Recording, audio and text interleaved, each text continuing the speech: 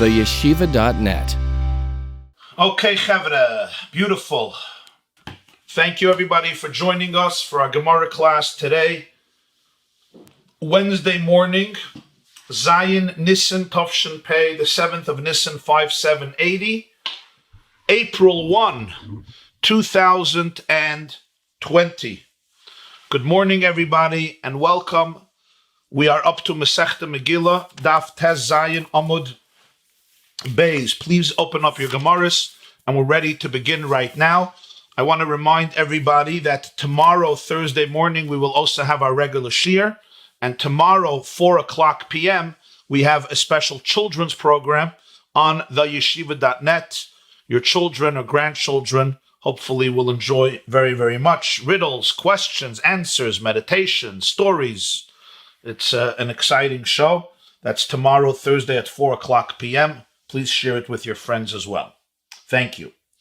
So, my dear friends, Daf Zayin Amud Beis, we are up to 1, 2, 3, 4, 5, 6, 7, 8, 9, 10, 11. 11 lines from the bottom. Daf Zayin Amud Beis. Says the Gemarah.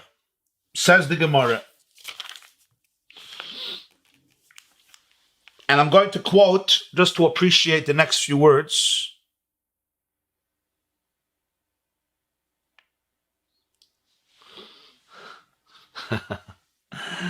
I'm going to quote just to mention a few words. I'm going to quote a few lines from the Megillah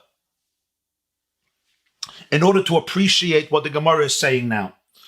It says in the Megillah that the Jewish people accepted upon themselves the days of Purim, just like Mordechai and Esther accepted upon themselves Purim, and just like they accepted upon themselves the fasts and the outcry.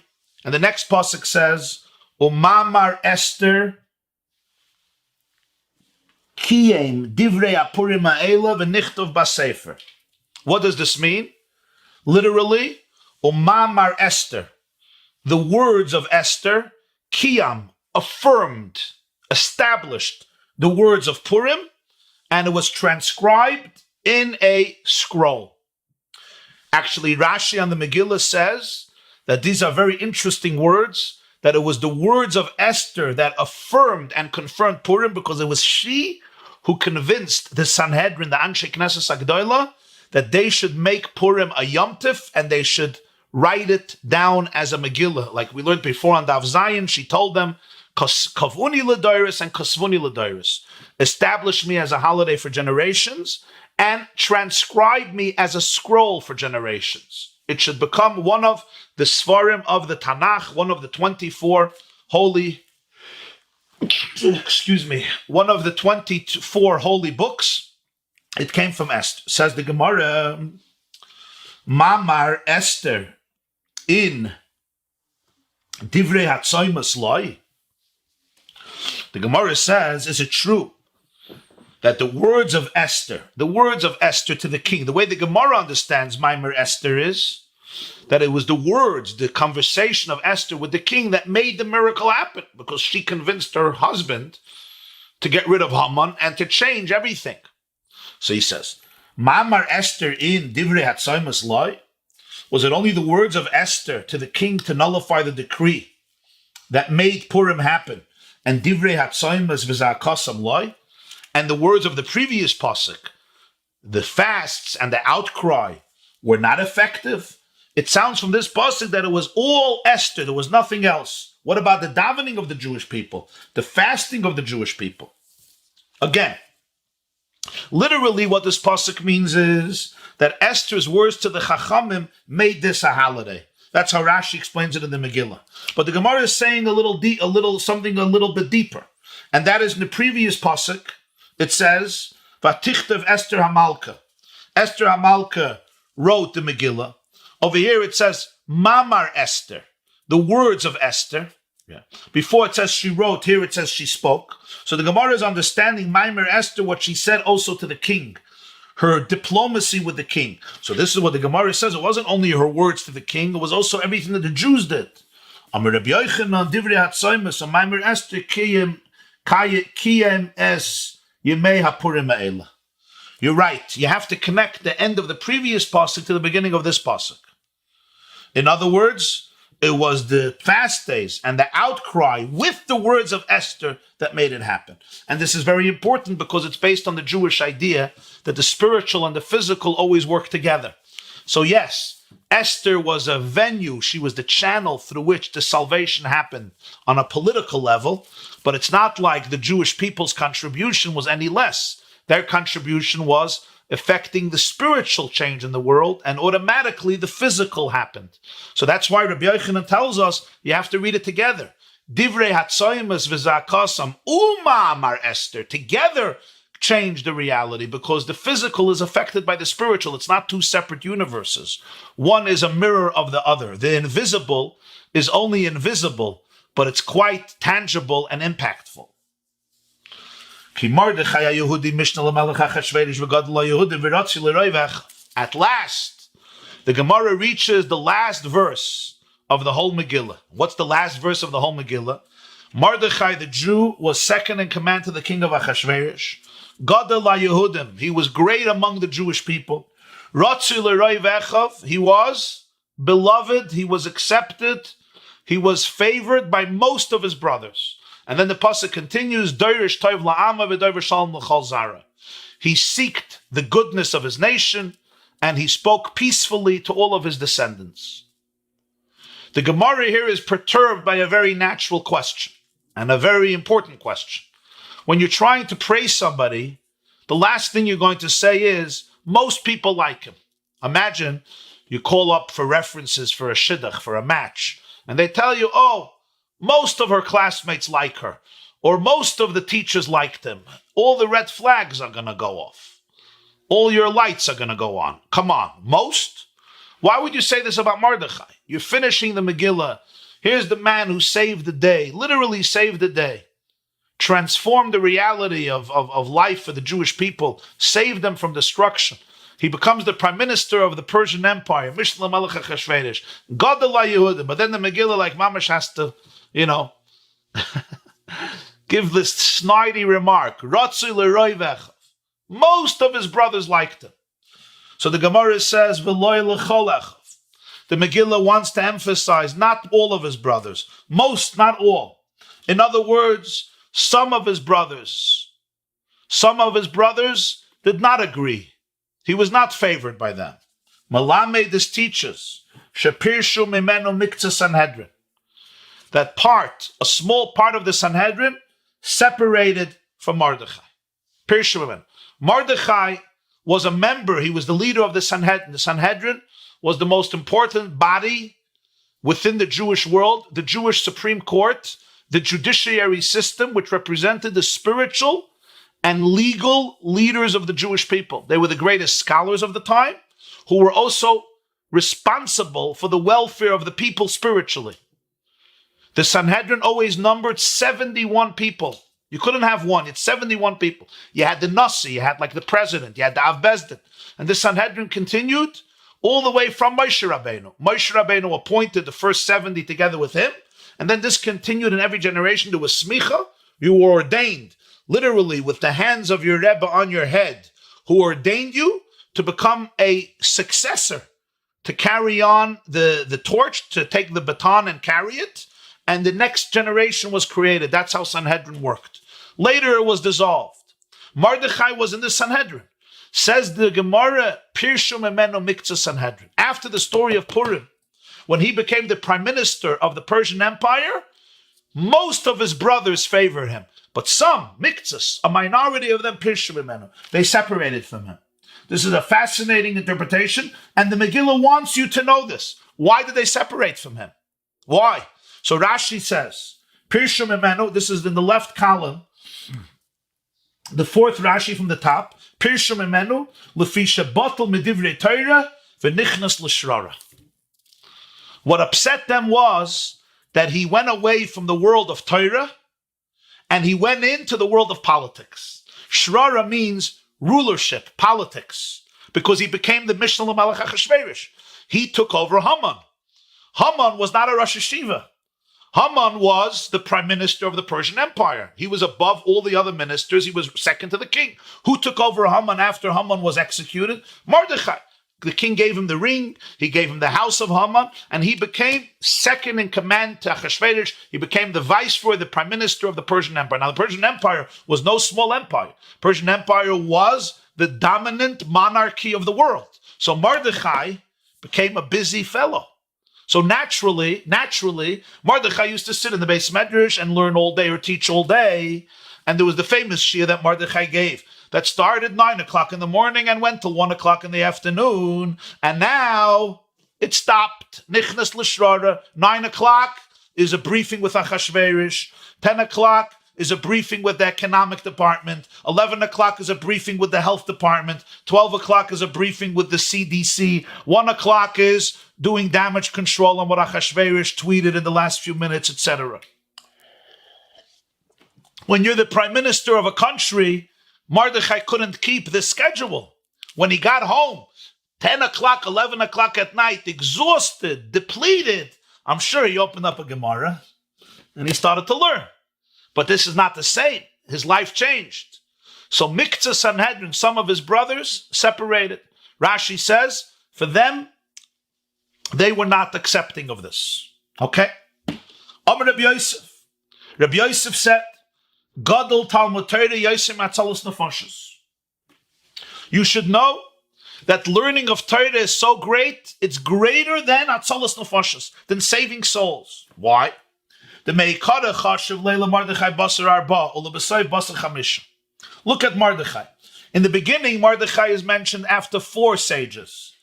Later, after he becomes the prime minister, and he had to go away a little bit from his learning, now he's mentioned after 5 sages. Because his prominence was lowered. His dignity was compromised.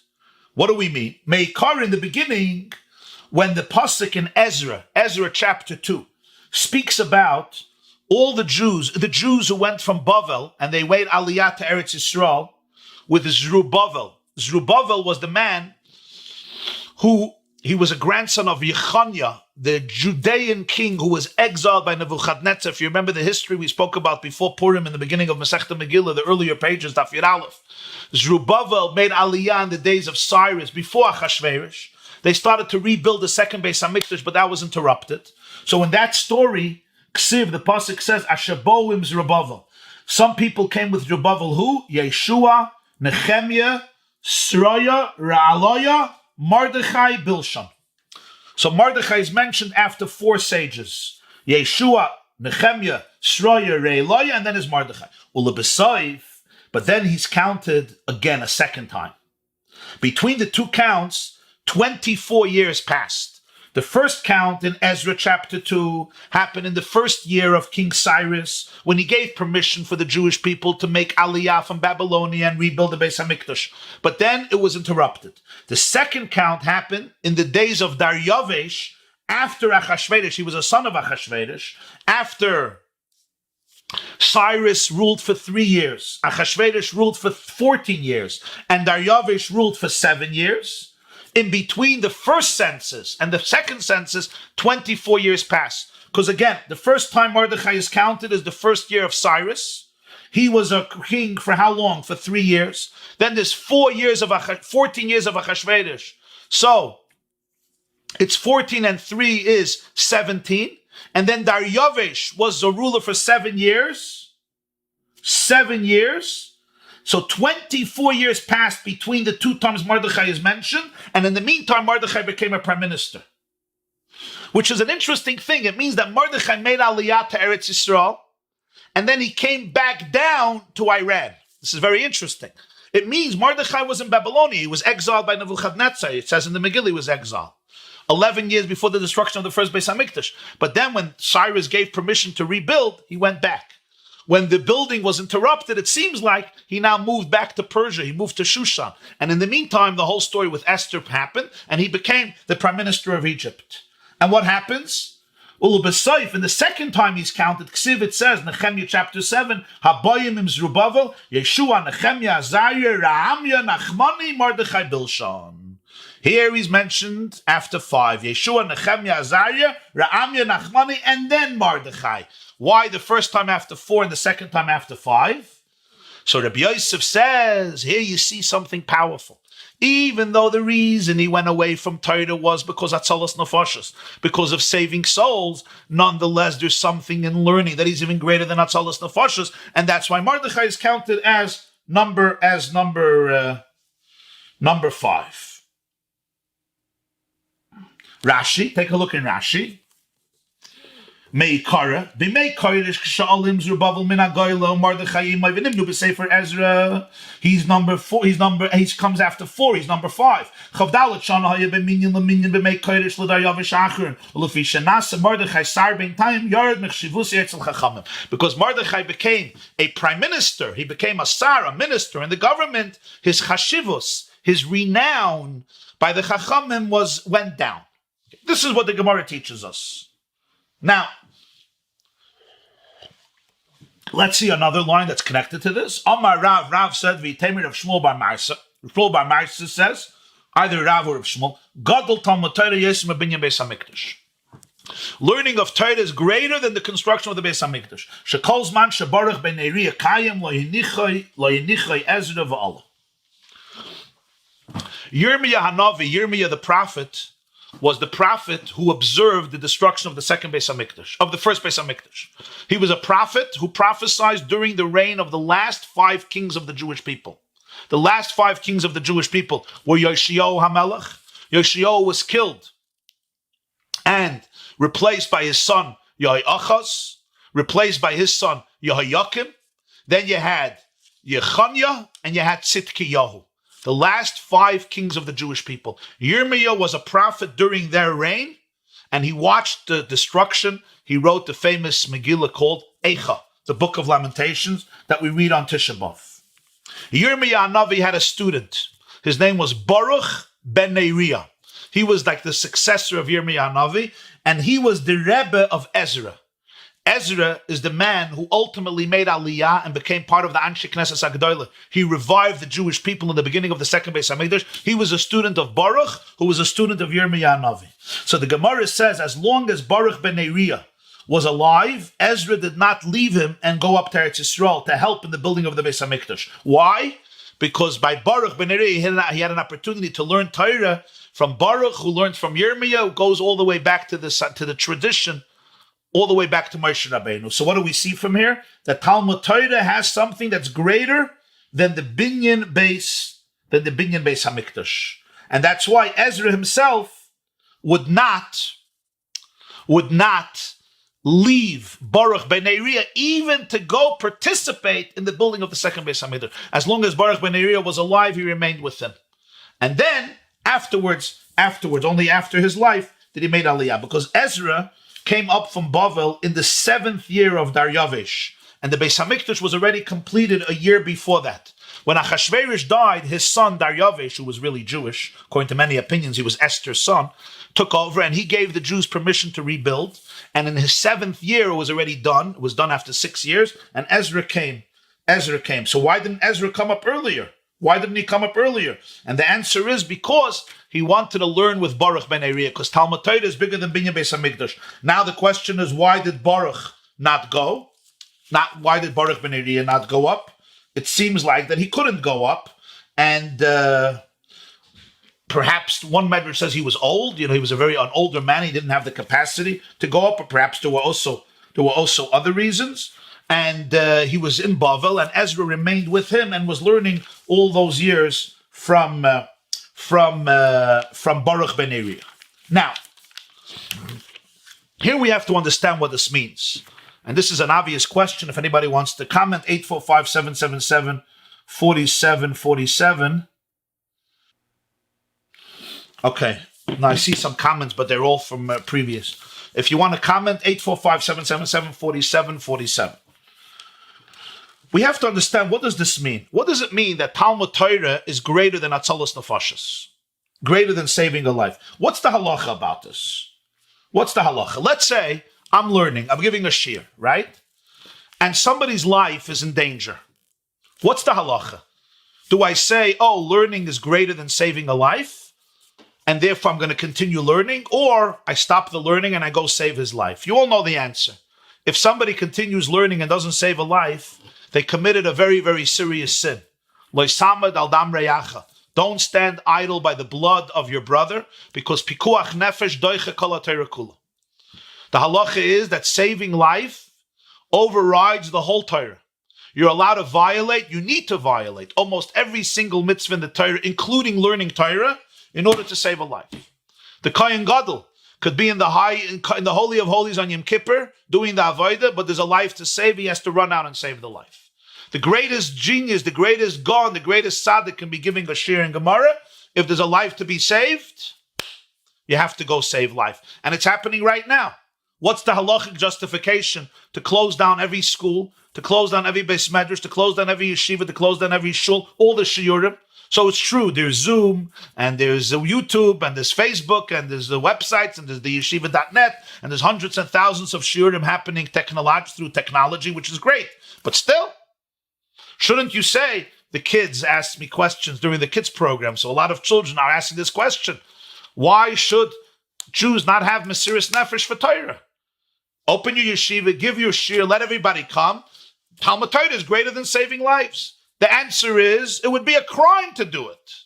A crime against humanity, a crime against the Jewish people, a crime against God, a crime against Torah. Pikuach nefesh doiche kol haTorah kula. Saving a life overrides the whole Torah. For somebody to say, for me to give a shir in my yeshiva, or have all the bachrim come to my school, or go to shul, daven with a minyan, or go to the mikveh, I'm allowed to kill people, even if it's indirect, and even if it's only a doubt, you're not allowed to. What does he mean? Gadol Talmud Torah Yosef Matzalos Nefashos. Yeah. How does he prove it? How does he prove it? He proves it because Mordechai used to be number 5, and now he's number 6. He was moved in the list. He used to be 5, and now he's 6. Before he was a prime minister, he was number 5, and now he became number 6. That's the proof. So now I have another question. No. He was number 5. He's counted after 4. He's number 5. And then he's counted after 5. So he's number 6. You understand? First, he's counted after 4. So he's number 5. And then he's counted after 5. So he's number 6. In other words, he was demoted.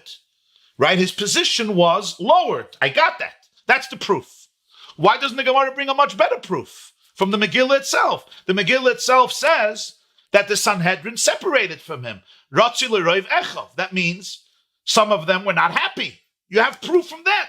Why does Rabbi Yosef say, Gadol Talmud Torah Yosef Matzalos Nefashos, and he brings remote verses from Ezra and Nehemiah? Prove it from the Megillah, that Talmud Torah is greater than saving lives. Look, that the Sanhedrin, part of the Sanhedrin, separated from Mordechai. Why? What was he doing in the palace? He was saving lives. Why did he go into the palace? Why did he get close to Achashverosh? Why?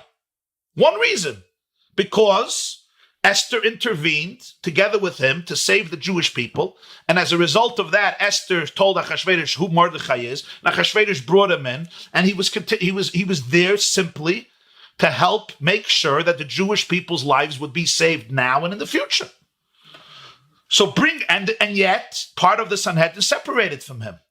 So why doesn't the Gemarah bring a proof from that? Why does Rabbi Yosef have to go bring proofs from a far pasuk? This is a question that's asked by the Rif in Ein Yaakov. There's a sefer Ein Yaakov which collects all the stories of Gemarah, and one of the commentaries is the Rif. Rabbi Yoshio Pinto, the old Rif. This is hundreds of years ago, and he asks this question. The answer to this question is very, very important, because without that you can't understand the Gemarah. Rabbi Yosef can't prove it from the story of the Sanhedrin. You know why? Because that's an opposite proof. What does it say? Ratzi l'roiv echav. What does Ratzi l'roiv echav mean? Most of the Sanhedrin agreed with him. Only a minority separated from him. Pirshu mimenu mikza Sanhedrin. Only a minority separated from him. Why only a minority? Because the majority agreed that Mordechai was right. He had to leave the world of Torah and go into politics. Most agreed. A minority didn't agree. So you can't bring a proof from that pasuk, because that pasuk proves that Mordechai did the right thing, because the majority agreed with him. But if that's the case, then we have a contradiction in the Gemarah. First, the Gemarah says the minority left him. That means the majority didn't leave him. Then the Gemarah says Talmud Torah is greater than saving lives. If Talmud Torah is greater than saving lives, so then everybody should have disagreed with him. Or he should have retracted his behavior. What happened here? Which brings us to another question. Why did they disagree with him? Let them fight it out. Let them debate it. If he's right, let them go back to him. If he's wrong, let him go back to them. What happened here? The two Gemarahs are contradicting each other. First, you tell me that the minority of the Sanhedrin disagreed with him, but the majority agreed with him. The majority agreed with him. It means he did the right thing. He had to leave the world of Torah. Then you tell me Torah is greater than saving lives. Of course, Rabbi Yosef can't bring a proof from the Megillah. It would be a proof that would contradict what he wants to say. He has to bring a proof from other psukim. But how do you understand this? There's mamash a contradiction here. So that we have to understand the Gemarah in a much more subtle way. Mordechai believed he did the right thing. Why? Because saving lives is always the first priority of a Jewish leader.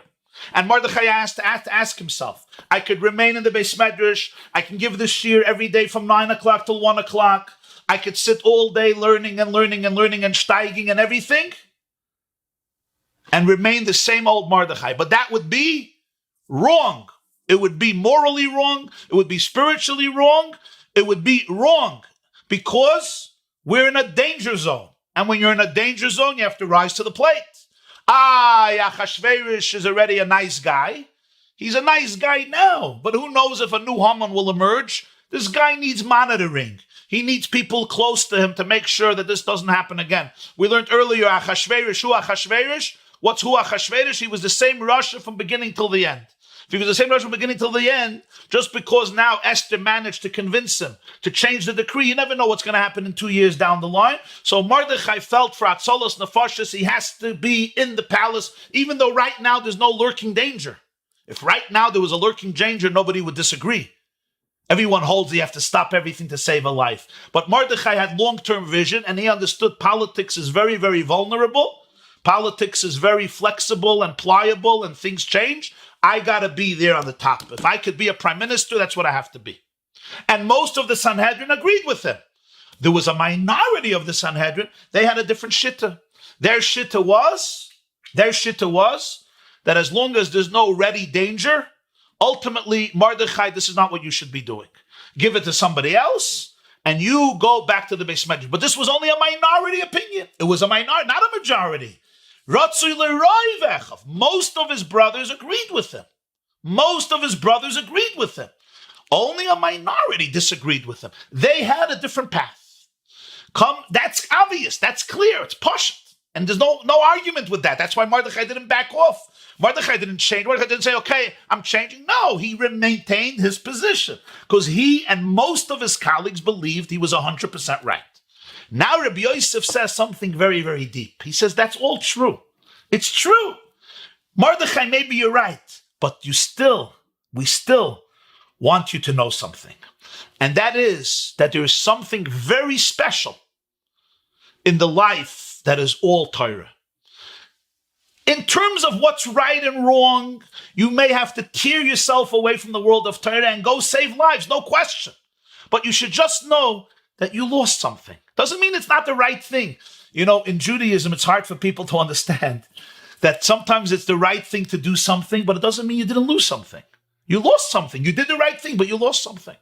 That's what it is. Sometimes I have to make a decision, and both alternatives are imperfect. If I choose this path, I'm doing the wrong thing. If I'm choosing this path, I may be doing the right thing. But there's still a loss. There's still room to grieve. And it's a very mature idea. Despite everything, I want you to know that there's something special about Talmud Torah that trumps everything, even Hatzalos Nefashos. Not that the Gemarah is suggesting that if somebody is dying, you should continue learning. That would be a violation of every principle of Torah. But there's something very powerful and precious about that, which explains something very beautiful. Why does the Megillah have to do this? Why do you have to shtech Mordechai? Why do you have to make a snidey remark? The man saved the day. It's the last pasuk of the Megillah. Why bring up something negative? Most people liked him. You don't want to say they liked him, don't say they liked him. What do you have to say this? Imagine you're eulogizing a great person who passed away and say, by the way, he was a great rabbi. Most of the board of directors appreciated him. It's not what you do. You don't want to say everybody. Don't say it. Don't say it. Don't lie. The pshat is, it's part of the greatness of Mordechai. Part of the greatness of, you know what made him a good prime minister? You know what makes people good leaders? That they don't sell their soul to the devil. That Mordechai knew that this is not the place he wants to be. Mordechai understood his brothers who says, we don't agree with you. Mordechai understood what they said. He sheared a little bit of their understanding. He sheared their perspective. He himself longed to go back to his natural habitat, which was the world of Torah. He knew that he was sacrificing. And because for him it was a sacrifice, he never sold his soul to politics. What happens to politicians? What happens to politicians is politics becomes their core.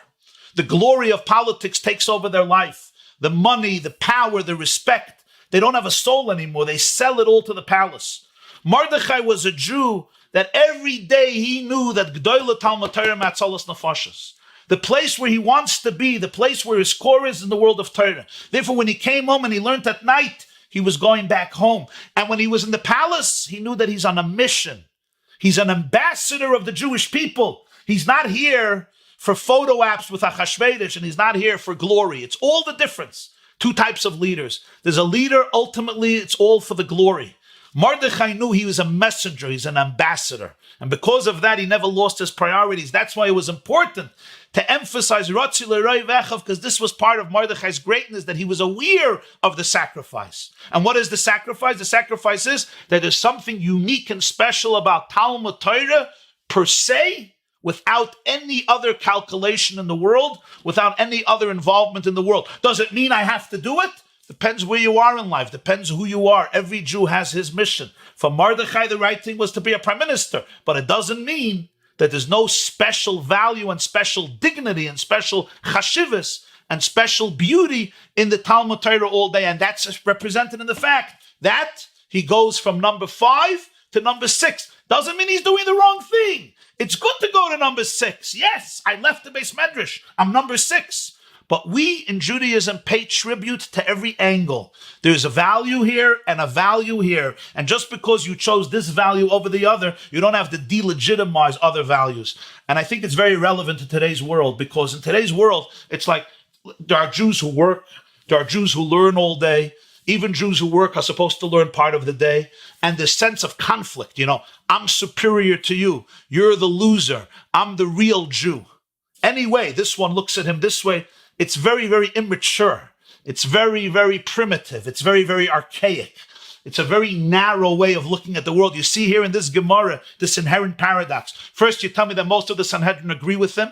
Only a minority disagree with him. Then you tell me Talmud Torah is greater than Atzalas Nefashos, and his name is demoted. His position is demoted. His throne is brought down. And the answer is both values are very, very powerful. The question is, what did he have to do practically? Practically, he had to be in the palace. Emotionally, Mordechai himself grieved for better or different days when he could live in his natural habitat. Says the Gemarah weiter. I hope it's clear. If you want to ask, 845-777-4747. And we'll continue in a moment. Let's see what the Chavre say here. Most of the Jews like Mordechai, not all. Notice also that when the Sanhedrin votes unanimously that a person is guilty of murder, he goes free. The court must find a speck of innocence. When all the judges vote guilty, it's not good. You have to have somebody who disagrees. Who didn't like him? Brothers of the Sanhedrin that held that he was wrong to take time off Torah and get involved in government. Notice, Yosef too was involved in government and therefore took time off Torah. Notice that his brothers disagreed with him. Who wrote? Most of the Yidden liked Mordechai. Mordechai and Esther themselves wrote it. Brutal honesty. Mordechai in the Megillah wrote, most people like me. Very, very good point. Brutal honesty. There was a debate in recent weeks whether shuls and schools should close. Some said we should do the practical, isolate, quarantine. Others said that Torah will save us. The former position has won out among everybody. Only a small minority stubbornly tries to get together in minyanim. The exception proves the rule. Notice the ones who disapproved of Mordechai didn't bring about the salvation, nor did they write the Megillah. Like the Baal Shem Tov said, a tzaddik in pelts, a tzaddik in a fur coat doesn't give Hashem his nachas. Mordechai was an ambassador. Someone said, to be a conductor, you have to turn your back on the audience. Nice. To be a conductor, you got to turn your back on the audience. Good one. Good one. If Mordechai stayed in politics, did his staying there in the palace make a difference for the Jews? When did he go back to Torah? I don't know the answer to your question, but it's obvious. The first Rashi in the Megillah is, Vayhi b'mei Achashverosh, hu Achashverosh. What's Achashverosh, hu Achashverosh? Rashi says he was the same Russia from beginning to end. This explains the end of the Megillah, why he had to stay in the palace. Because knowing that Achashverosh is the same Russia, he had to monitor what is going to happen. He could not go back to the Beis Medrash peacefully. He felt it would be irresponsible of him as a Jewish leader to do this. I just want to say that, with all due respect to all the opinions, that in this case, I don't see the view of keeping the shuls open and the Beis Medrash open. I do not see it as a minority view. I don't see it as a legitimate view at all. I see it as a completely and tragically erroneous view. And I'll give you a very simple example. If somebody told me, Rabbi, why? You can go daven with a minyan, but there's a condition. You know what the condition is? Before you go to the minyan, you got to take a gun, okay? Go to an old age home and shoot 10 elderly patients, and then you can daven with a minyan. Would you tell me that this is a legitimate halachic view, that Talmud Torah and davening with a minyan is greater than life? So go to an old age home every morning, shoot 10 people, okay, and then go daven with a minyan. With that, you can't daven with a minyan. Or Rabbi Wawi, you want to go to the mikveh? No problem. Take a gun, go shoot 10 Jews. Some will survive with bullets, some will die, but you'll go to the mikveh. That's not a legitimate opinion. It's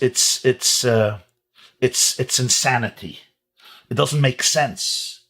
The reason it doesn't make sense is because by me going to a minyan, I could cause the spread of the coronavirus, which is literally claiming lives. So where is there a justification that for me to daven with a minyan, I'm allowed to indirectly cause Jews to die? Can anybody explain that to me?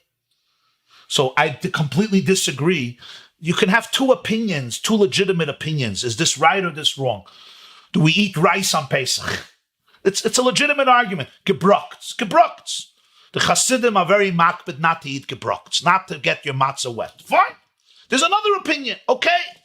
There's an argument, a legitimate argument. This is a chumrah. Not everybody wants to embrace this chumrah.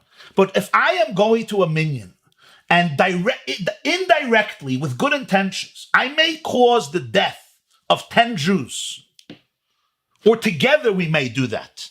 What's the justification for this? Look what's happening. That's a very important qualification. I think extremely important for people to understand.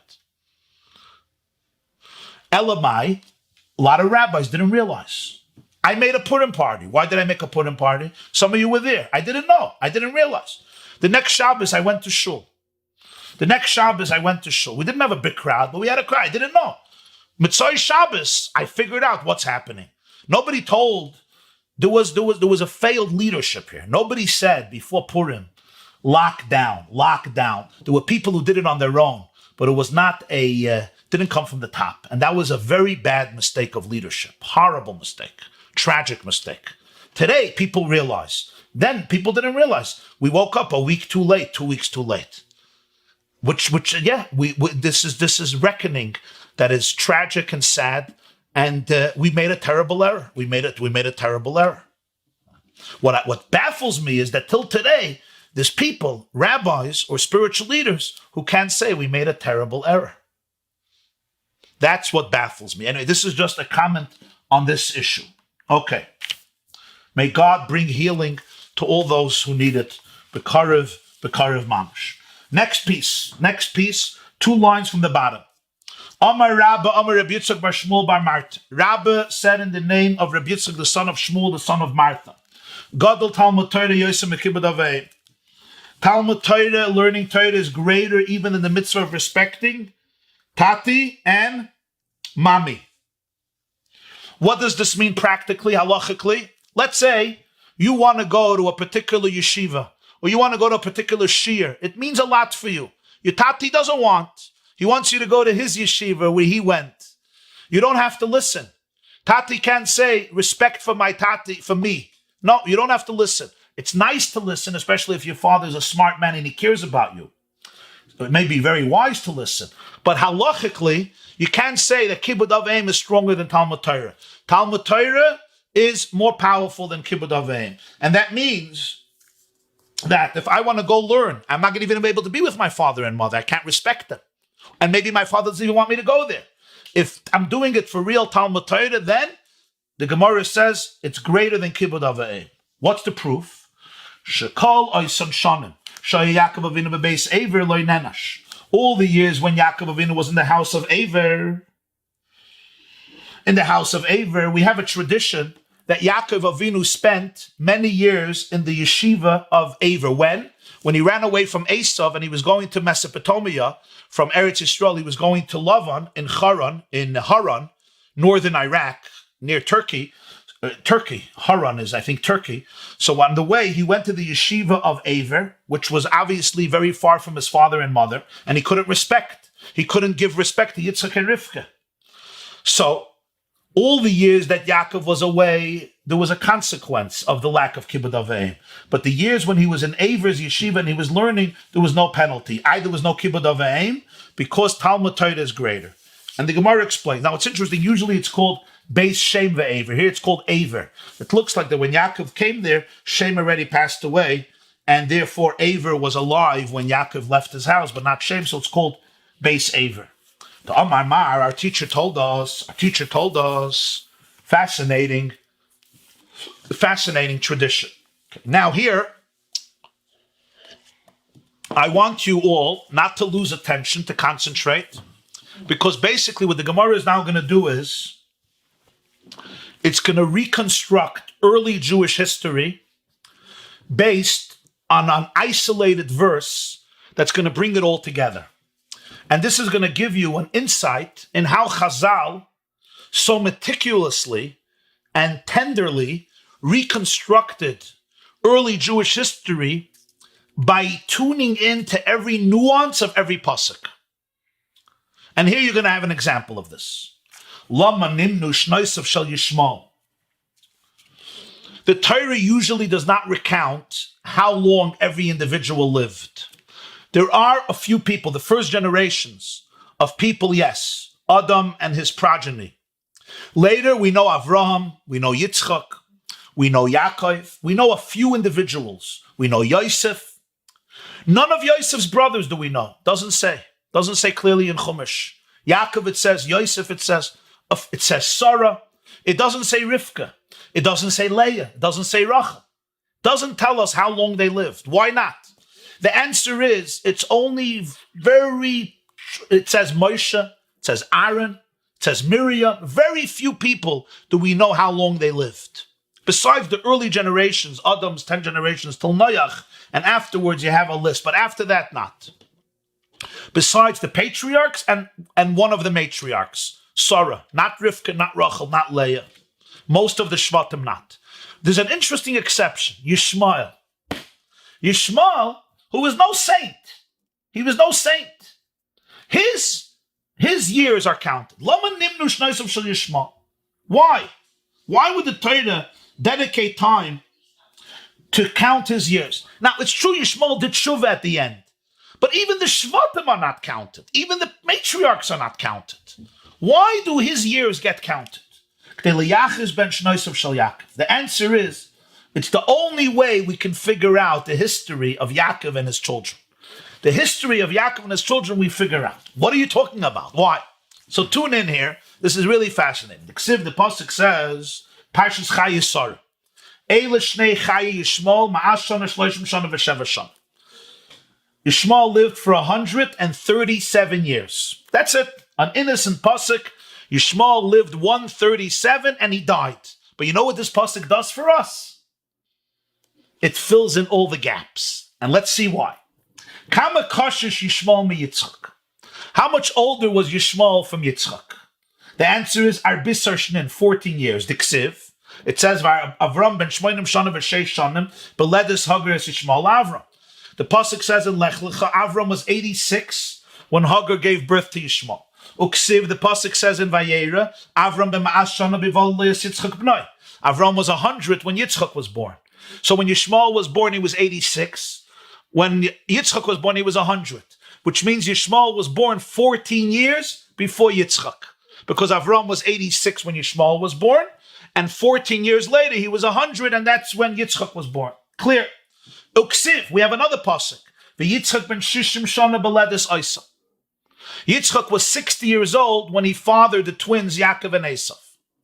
If Yitzchak was 60 years old when Yaakov and Esav were born, this is the beginning of Parshas told us. Yitzchak got married when he was 40. But for 20 years, he couldn't have kids. When he was 60, his wife gave birth to Yaakov and Esav. How old was Yishmael when Yaakov was born? If Yitzchak was 60, how old was Yishmael? 74, because he was 14 years older, right? Bar Kama Hava Yishmael Kedes Yalad Yaakov. How old was Yishmael? Bar Shivim Barba, 74. Great. Next. Kama Paishin Mishneh. So how many years were left over for Yishmael at that time? Shitin Utlas. 63. Because he was 74 when Yaakov was born. When did he die? He died at the age of 137. So go from 74 to 137. How many years is that? 84, 94, 104, 114, 124, 134, and another 3 years, 137. So when Yaakov is born, Yishmael is still going to live 63 years because he's 74. How do I know he's 74? Because his brother Yitzchak is 60. And I know that he's 14 years older. And I know he died at 137. This means, how old was Yaakov when Yishmael died? 63 years old. Because Yishmael was 74, he lived till 137. When Yaakov was born, there's another 63 years for his uncle Yishmael to live. So when Yishmael dies, Yaakov is 63 years. V'tanya, we have a brisa. The brisa teaches, which authenticates this. From here, you figure out how old was Yaakov when he took the blessings from Esav. How old was he? How old did you think Yaakov was when he took the blessings? People think he was 16, right? He was 18. He was 63 years old. How do I know? How do I know? How do I know he was 63? Listen to this. Listen to this. Because, let me say it so you'll understand, and then we'll look inside. What happens right after he takes the brachas? Esav wants to kill him. What happens then? Rifka tells Yitzchak, send away Yaakov. She doesn't want him there because he's going to be killed. So what does Yitzchak do? He sends Yaakov to go get married, right? He sends Yaakov to get married. What happens next? It says that Esav went and married Makalah, the daughter of Yishmael, who was the sister of Nevaeh.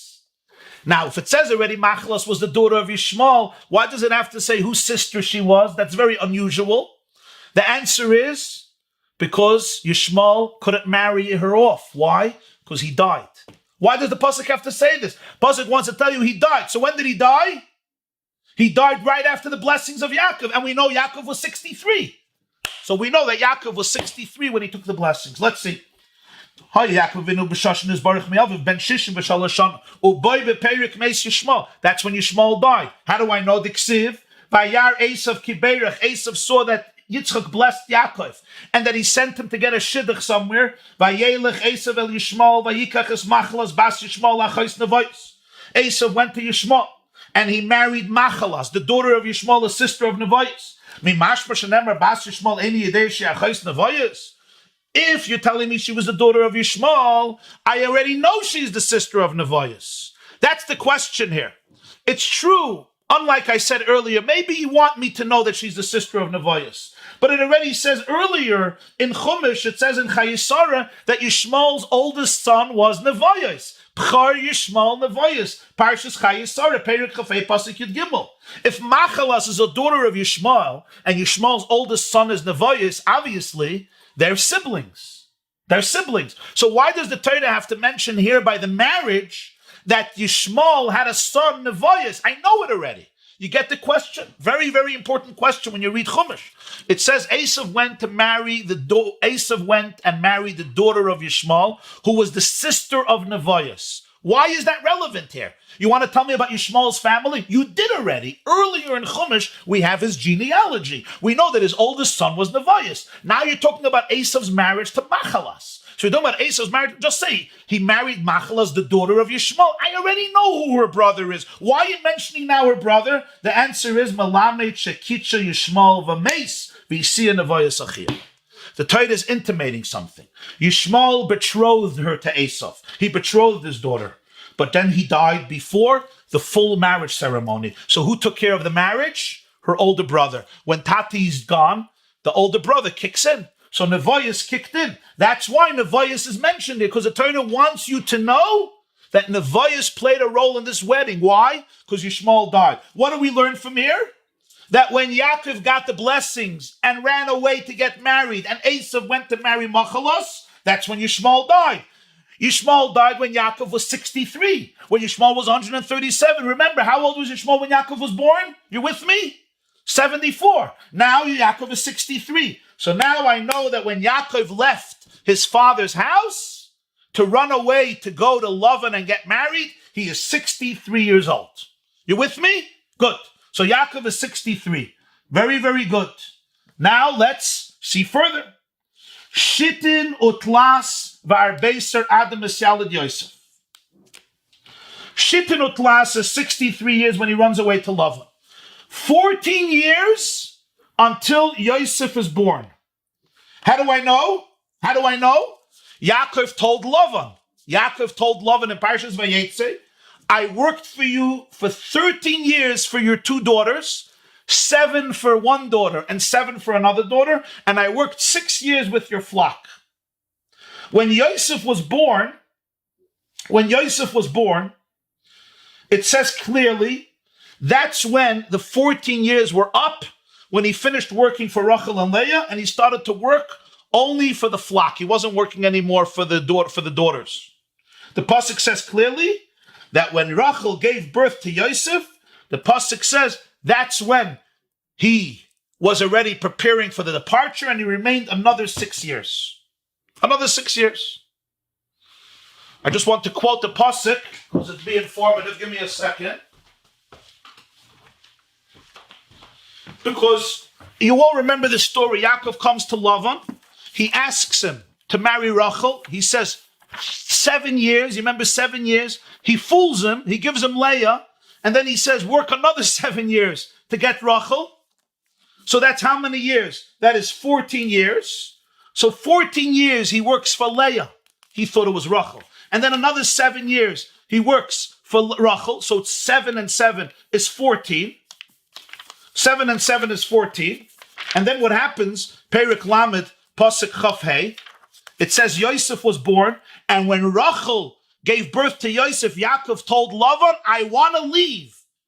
I worked for you for the women. I want to leave. I want to leave. And then Lavan told him, no, I want to pay you back. And Yaakov stayed another 6 years, 20 years. When did those 6 years start? Right after Yosef was born. It's clear. Because that's when he finished it to 14 years and he starts working for the flock.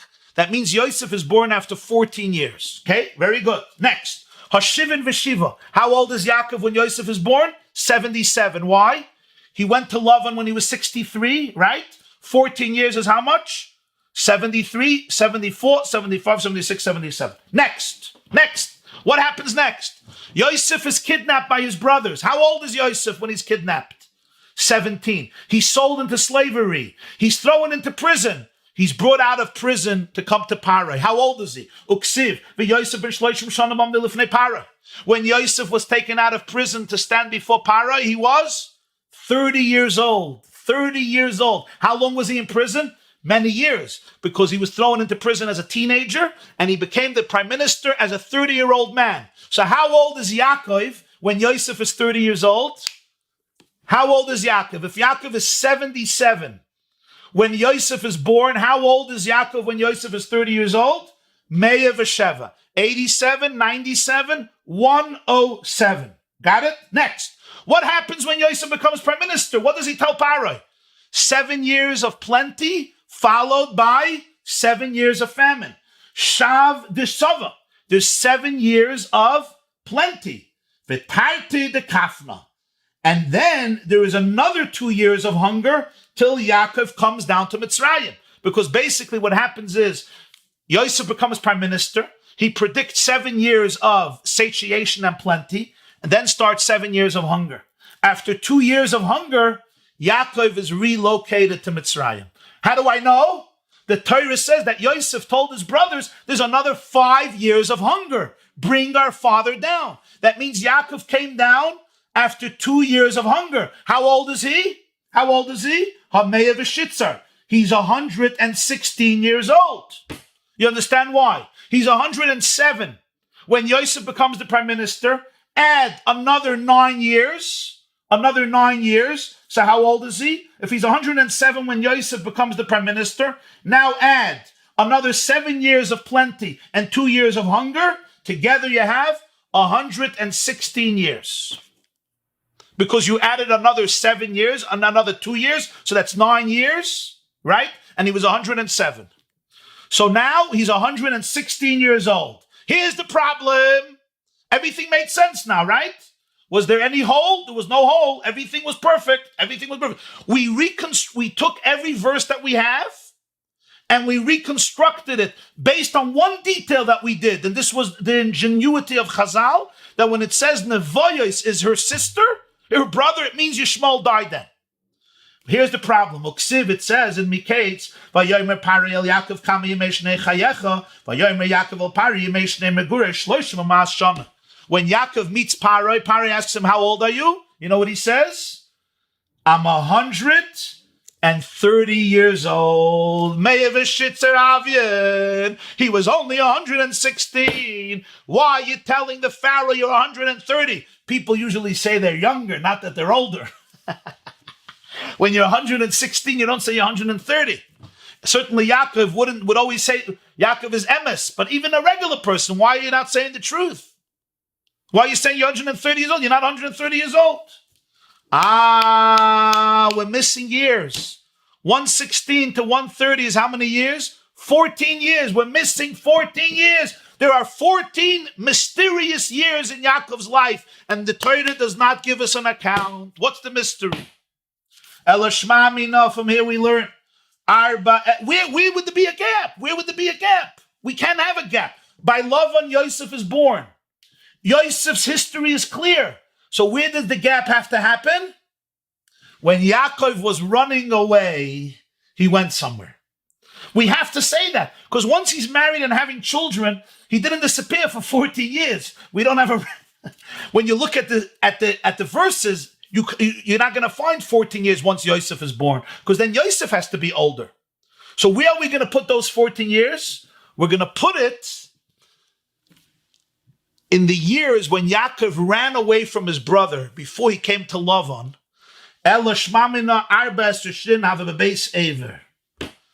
He ran away from Esav and he went to a yeshiva for 14 years to learn. From the age of 63, he spent 14 years till 77 learning. And then he came to Lavan. So when he comes to Egypt already, he's 14 years older. So he's not 116 when he meets Paroi. How old is he? 130 when he meets Paroi.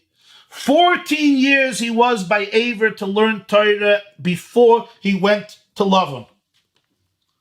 Now, why doesn't the Torah recount it? Why doesn't the Torah recount it? We understand why. Because whatever is hidden also in the text. The whole point is he was escaping. If he was escaping, it was a hidden story. It was a hidden visit. So it's hidden in the text also. You could figure it out if you reconstruct the text. But it's just like the story was hidden, the text also hides it, because the text of Torah reflects the story. Those parts of the story that are hidden are also hidden in the text. So it doesn't say that it happened. The Tanya, we have a brayso, Yaakov beis Ever mutmanar beis Rishana. Yaakov was in the house of Ever 14 years. Ask Yisrael to use his. Ask Yisrael. Ever meis lacher sheyard Yaakov avinu laram na'arayim shtei shana. Aver died after Yaakov Avinu went to Aram Naharaim, went to Lavan. He lived another 2 years. In Bereshis, it tells us that Aver lived, in Parshas Tzav, Aver lived for 464 years.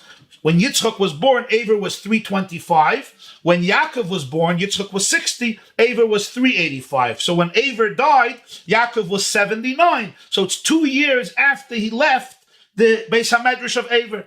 Yatsa Mishama Balei Aram Naharaim.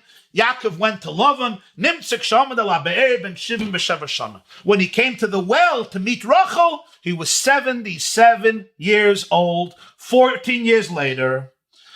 What do we see from here? That Yaakov spent 14 years in the yeshiva of Aver. And he was not punished for those years for not being with his father and mother and giving them kavod. Why? Because Talmud Torah is greater than Kibbud Avei. Minolad Lamentations. How do you know he wasn't punished? The Tanya, we have a Bryce. Nimtza Yosef Shapirish Me'aviv Esrim Shtayim Shana Kishem Shapirish Yaakov Avinu Me'aviv. Yosef was separate from his father 22 years. From the sale of Yosef till his father met him was 22 years. Why? Yosef was 17. And when did his father meet him? When he was 39, right? Because he became prime minister at 30. 9 years later, Yaakov met him. How many years passed? 22 years. You're with me, Chevra? 22 years. Don't shut down. Don't shut down. 22 years. 17 till 39. So 22 years he was separated from his father. Kishem Shapirish Yaakov Avinu Me'aviv. Just like Yaakov was separate from his father 22 years. But 1 second. This doesn't make sense. Yaakov Tlosav Shisa Havyan.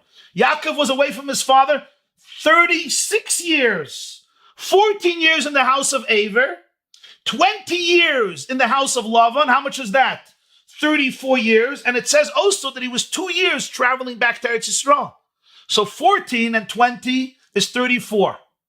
Plus another 2 years traveling back to the land of Israel till he came to Yitzchak is 37 years. Why do you say that Yosef was separated from his father 22 years? Because Yaakov separated himself from his father for 22 years. It wasn't 22, it was 37. The 14 years that he was by Aver is not counted. Why? Because Talmud Torah is greater than Kibbud Avayim. So therefore, 14 years are removed from the list. If you subtract 14 from 37, how much do you have? You have what? 22. So it was only 22 years, not only, but 22 years where we say Yaakov was separated from his father and did not do Kibbud Avayim, and that continued in the next generation where Yosef was separated from his father. But the 14 years in the house of Aver are not counted. So the Gemarah says, last few lines, Soif the base Lavan Estrim Shnin Havyan. Yet, in the house of Lavan, he was only 20 years. Why 22 years? The Pasuk says that he was by Lavan for 20 years, and then he left. So it's only 20 years, not 22. The Gemarah says, the way back from Haran to the land of Canaan took 2 years. It took 2 years for Yaakov to leave Lavan and come to his father. The Tanya, the Brisa says, came to a place called Sukkos. He left Aram Naharaim. That was the region in Haran where Lavan lived. He came to Sukkos, and he was there for 18 months. 12 months is a year, plus another 6 months, 18 months. Shenemar v'Yaakov nasa Sukkosa v'yivan lo'bayis l'mekneo asa Sukkos. It says in Vayishlach, Yaakov traveled to a place called Sukkos. He built for himself a home, and for his flock, for his animals, he created Sukkos. Why did he create himself a house? Because winter, you need a house. Winter is 6 months. Sukkos, huts, is for summertime. And summer is 6 months. Now look, it says bayis in the singular and Sukkos in the plural. What do we see from here? One winter, right? One bayis, and it says Sukkos in the plural, bayis in the singular. What does this mean? It means he was there for one winter and for 2 seasons of summer. If he was there for one winter and 2 seasons of summer, so it says bayis once, because it was for 1 season of winter, is 6 months. And then he was there for 2 seasons of summer, is 6 and 6 is 12. Together it's 18 months. So 18 months he was in Sukkot. That's why he had there twice huts and once a house. One winter season is 6 months, you need a bias, and Sukkot, not Sukkah, Sukkot, because it was 2 winter seasons. So that's 18 together, 6 and 6 and 18. So he was there a winter, but he was also there during 2 summer seasons. What about another 6 months? Bet El asa shisha chadashim. After that, he went to a place called Bet El for 6 months, vehikriv zvachim. And over there, he offered sacrifices, as the Torah says. So Yaakov was in Sukkos, and therefore he was there 18 months, like we just made the cheshbon. And then it says Hashem, you have also Hashem told Yaakov, Kum alei Bet El, come to Bet El. He was in Bet El. And the tradition is he was there for 6 months. Remember, from Sukkot he went to Shechem, right? That's where the whole story of Dinah happened. And he went to a place called near Migdal Eder, and he was in Bet El. So there was 6 months, and altogether 18 months and 6 months is 24 months. That's 2 years. So altogether, Yaakov was separated from his father for 22 years. And that, what goes around comes around. Yosef was separated from his father and couldn't do kibbud av for 22 years as well. But the 14 years in the house of Aver was not counted. Why? Because over there it was dedicated to Torah, and Torah is greater than kibbud avim. That's where the Gemarah comes back to Mordechai, that Torah is greater than Atzalos Nefashos, and Torah is greater than Binyan Beis HaMikdash, and Torah is greater than kibbud avim. And therefore, there was no penalty for those 14 years that Yaakov was in the house of Aver. So, first of all, you see from here the tremendous, tremendous power and quality of learning Torah.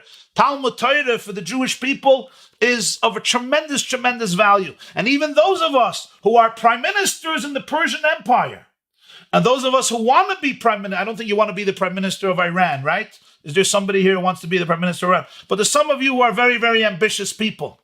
Some of you very, very ambitious. Even when you rise to the highest levels, there's always this special love and value of Torah that doesn't get nullified. I'm just going to conclude with a word from the Ostrovtzer Rebbe. You ever heard of the Ostrovtzer? Rabbi Yechiel Meir of Ostrovtzer has a sefer Meir Enei Chachamim. You know that he fasted for 40 years. He probably sensed the Holocaust coming. That's what they say. He died in the 1920s. He fasted for 40 years every day, every single day. 40 years the man fasted. Rabbi Yechiel Meir of Ostrovtzer. Let me tell you what he says, okay? He says something very interesting. He says this is not just, first of all, everybody understood the calculation? You understood the calculation? You got it? Try to review it. Because you see here, I hope what you took from it is how you read a pasuk. Every word is accounted for. Every detail is accounted for. Every year is accounted for. Everything that's mentioned is taken into consideration, and then it's put together as a complete puzzle, and you have the whole picture. When we say Yaakov ran away for 14 years to the yeshiva, not stam, why not? Why not? Another 14 years, another 60 years, another 100 years. It's clearly calculated when you read the story that there was an invisible place he was. An invisible place that was hidden, not only hidden in life, but also hidden in the text. Because the text reflects life. But let me tell you the word from the Ostrovtzer Rebbe, and with this we're going to conclude the shir. He says the 22 years of Yitzchak being separated from his father were not the same. First, he was sold as a slave. We know that. He was sold as a slave, right? And what happens afterwards? He's thrown into prison.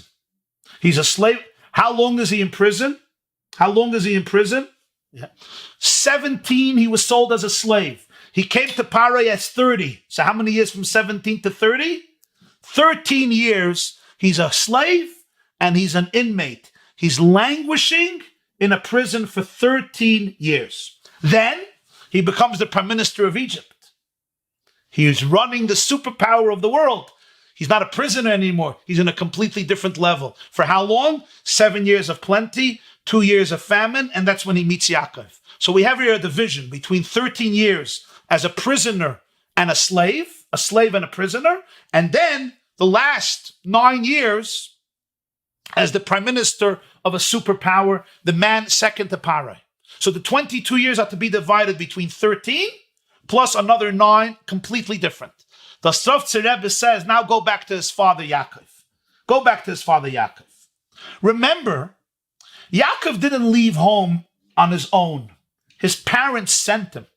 So that was a mitzvah of Kibbud Av. His parents sent him.